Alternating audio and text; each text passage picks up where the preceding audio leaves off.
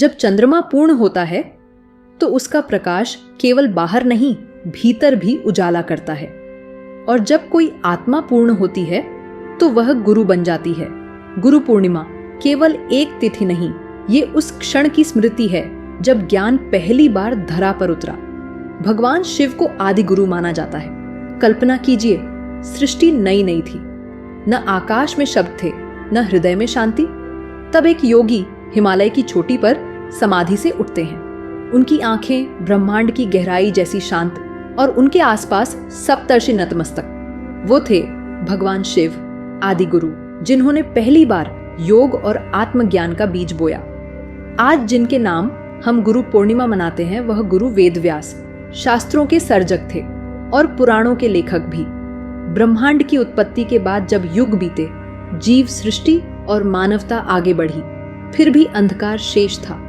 तभी आषाढ़ की पूर्णिमा को जन्म हुआ एक दिव्य आत्मा का, जिन्हें हम महर्षि वेदव्यास कहते हैं। इन्होंने वेदों को 4 भागों में विभाजित किया, महाभारत की रचना की और संसार को दिया ज्ञान का महासागर।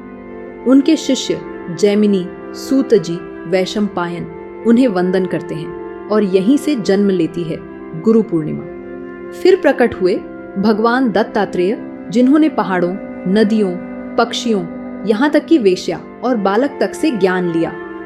उन्होंने कहा, जो देखना जानता है उसके लिए पूरी सृष्टि ही गुरु है। उनकी कथा हमें सिखाती है, गुरु को सिर्फ बाहर ही नहीं, भीतर खोजो। भगवान दत्तात्रेय के कई अवतार हुए, जिनमें श्रीपाद श्रीवल्लभ, नरसिंह सरस्वती और अक्कलकोट के स्वामी समर्थ प्रमुख माने जाते हैं। शंकर महाराज, शेगांव के गजानन महाराज, ये भी एक गुरु ही है। बौद्ध धर्म भगवान बुद्ध को गुरु की जगह स्थान देता है, तो जैन धर्म में भी गुरुओं की परंपरा है। शीख पंथ गुरु नानक जी को गुरु मानता है। भगवान बुद्ध ने मौन से उपदेश तक की यात्रा की। फिर आई एक और पूर्णिमा, बोध गया की चुप्पी टूटी और सारनाथ की धरती पर गूंज उठी धम्म की ध्वनि। गौतम बुद्ध ने पहली बार 5 शिष्यों को 4 आर्य सत्य और अष्टांग मार्ग का उपदेश दिया। इस दिन केवल शब्द नहीं बोले गए, बल्कि मुक्ति का द्वार खोला गया। इसलिए भगवान बुद्ध को भी एक गुरु ही माना जाता है। कबीर को गुरु के चरणों में आत्मज्ञान मिला। कभी कभी गुरु सीधे मंत्र नहीं देते, पर एक अज्ञात आशीर्वाद बन जाते हैं। कबीर, जो एक जुलाहा था, गुरु रामानंद की चरणों में लेट गया। रात का अंधेरा और एक वाक्य, राम राम कहो बालक, बस यही बना उसका दीक्षा मंत्र। गुरु गोविंद दोऊ खड़े, काके लागू पाए, बलिहारी गुरु आपने गोविंद दियो बताए।